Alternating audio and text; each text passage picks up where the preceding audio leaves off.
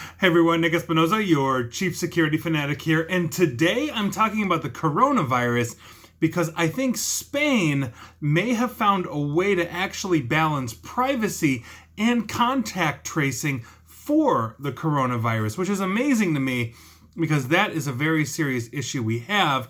And here's what's going on. This is coming from Reuters and other basically news organizations. Now, without a vaccine or a cure for the coronavirus, which has killed almost 1 million people around the globe, countries around the world have been using contact tracing technology via mobile phones to actually help control the infection. But here's the thing.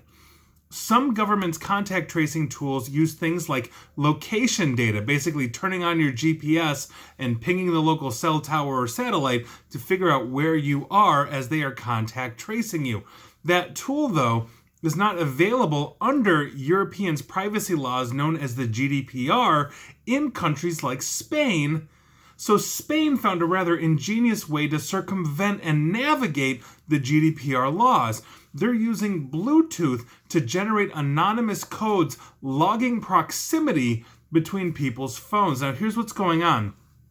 Spain basically created an app called Radar COVID, and their developers had to navigate Spain's healthcare system, which devolves responsibility for healthcare into 17 different regions within Spain, the country. Now, to quote Carme Artigas, who is the head of the state digital and artificial intelligence unit, talking to Reuters, said, and I quote, "Our system is so complex that we have to simplify as much as possible. It works in the background. You forget about it, and it is your protective shield." More than 4 million people have downloaded the Spanish app, according to Artigas, which is halfway to the 20% of the total population in Spain that basically a pilot conducted in July on an island just off the coast of Spain suggested is needed for the app to actually be useful in making these kinds of connections. Now, by virtue of that, it's up to regional authorities in Spain to incorporate the technology into their systems, again, according to Artigas, and basically this process has been 75% completed across the entire country, with cases rising faster and Spain's basically economy, which is visitor dependent, meaning they are a tourist economy in many different ways. Spain also has a particular interest in developing ways to allow European apps to exchange data outside of their borders. Artigas also said that Spain would help test such quote-unquote roaming capacity in October, and that the app that they are developing, this is Radar COVID, was designed with goals like this in mind.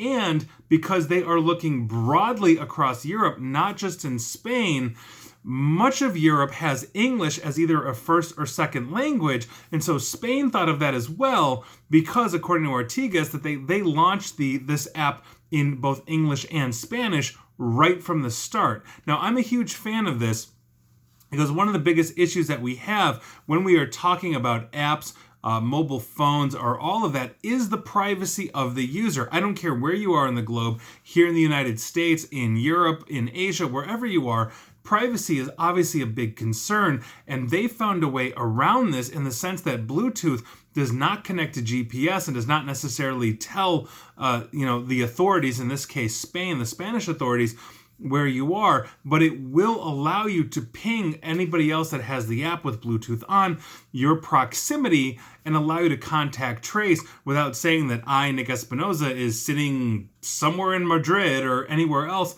in Spain. I think that's a really good idea, and I'm a huge fan of this overall. So that is your news of the day.